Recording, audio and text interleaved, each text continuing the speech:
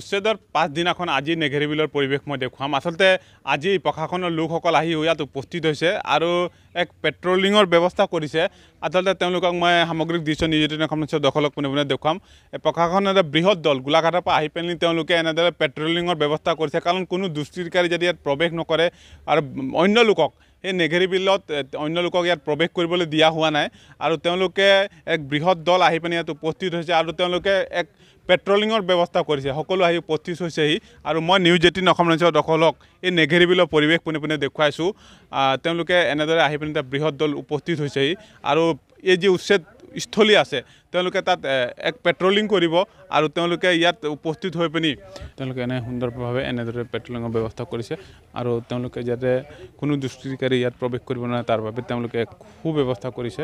আৰু মই নেঘেৰি বিলৰ যি পৰিৱেশ তাত আজি উপস্থিত আছোঁ আৰু নেঘেৰি বিলৰ পৰিৱেশ আজি আমি পোনপটীয়াকৈ নিউজ18 অসমৰ দখলক পোনে দেখুৱাইছোঁ। ইয়াক এক বৃহৎ দল আহি পিনে উপস্থিত হৈছেহি আৰু তেওঁলোকে নেঘেৰি বিলত যি উচ্ছেদ স্থলী আছে তেওঁলোকে তাত যাব আৰু তাত গৈ পিনি তেওঁলোকে সকলো দিশ পৰ্যবেক্ষণ কৰিব। গোলাঘাট জিলা প্ৰশাসনে আচলতে কোনো দুষ্কৃতিকাৰী বা বিভিন্ন অনুপ্ৰৱেশকাৰী যাতে ইয়াত প্ৰৱেশ কৰিব নোৱাৰে তাৰ প্ৰতি লক্ষ্য ৰাখি গোলাঘাট জিলা প্ৰশাসনে এনেদৰে তেওঁলোকে পেট্ৰলিঙৰ ব্যৱস্থা কৰিছে। কেইবাটা বেটেলিয়ন ইয়াত মোতায়েন কৰা হৈছে আৰু CRPF বাহিনীৰ এটা বৃহৎ দল ইয়াত আছে আৰু লগতে অসম পুলিচ, বন বিভাগৰ সশস্ত্ৰ বাহিনী, লগতে বন বিষয়াসকলো আহি ইয়াত পেট্ৰলিঙৰ ব্যৱস্থা কৰিছে। মই সামগ্ৰিকভাৱে আমাৰ দৰ্শকসকলক পোনে এই দৃশ্যাংশ দেখুৱাই আছোঁ আৰু পোনে দেখুৱাম। আচলতে এনেদৰে জোৱানসকলে সেই উচ্ছেদস্থলীলৈ যোৱা পৰিৱেশ মই নিউজ18 অসমৰ দৰ্শকক পোনে দেখুৱাই আছোঁ। নিজেই অলপ ভয় খালে? হয়, আমি ভয় খোৱাত আমি ঘৰ দুৱাৰটো ভাঙি কৰা নাই হ'লেও টিং চিংবিলাক আমি গুচাই দিলোঁ। তেওঁবিলাকে ভয় খোৱাত প্ৰশাসনে কোৱাত তোমালোকে যাব নালাগে, ইয়াৰ পৰা থাকা তোমালোকে তেনেকৈ ক'লে যে পদূলি মুখত তোমালোকে একটা ফ্লেগ পুতি থবা।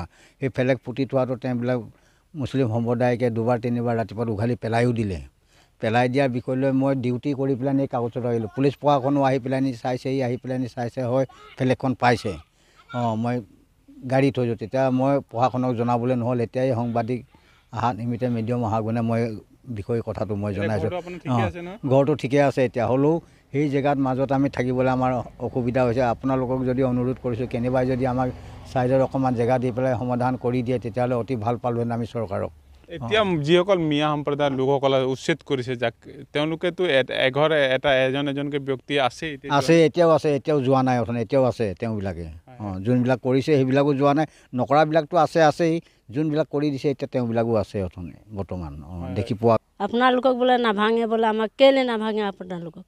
কৈছোঁ এতিয়া আমাক নাভাঙে, এতিয়া আমাক চৰকাৰ আছে সেইকাৰণে আমাক নাভাঙিব।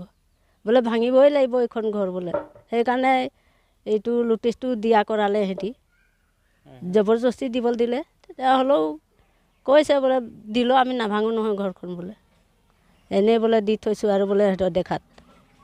এতিয়া কথা হ'ল কি, আপোনালোকে যথেষ্ট ভয় কৰি তাৰ পৰা ইয়াত আহি পিনে থাকিবলগীয়া হৈছে, কাৰণ এতিয়া ভয় কৰি আমি থাকিবলগীয়া হৈছে। এতিয়া তাত মানুহ দুনুহ নাই, ইহঁতি অকলশৰীয়া আছে, ঠিক নাই, ৰাতি বিৰাতি আপদ বিপদ পেলাবও পাৰে আমাক। সেইকাৰণে ভয়ত আমি গুচি আহিলোঁ ইফালে মিচিং গাঁৱলৈ। তেওঁবিলাকে চিনাকি মানুহ হয় যদিও তেওঁবিলাকে আমাৰ এতিয়া আগৰ চিনাকি অতীজৰ যেনেকৈ মহব্বত লেখীয়া হৈ আছিলোঁ, এতিয়া তেনেকৈ মৰম মহব্বতটো, মাত বোলটো হেৰাই গ'ল, মৰম মহব্বতটো নাইকিয়া হৈ গ'ল। তেওঁবিলাকে গা ঘঁৰাই গুচি গ'লেও আমাক মাত বোল নকৰে। সেই ভয়ত আমি যেনিবা ঘৰ দুৱাৰ এৰি পেলাই আমি বেলেগ জেগাত আশ্ৰয় লৈ থাকিবলগীয়া হৈছে।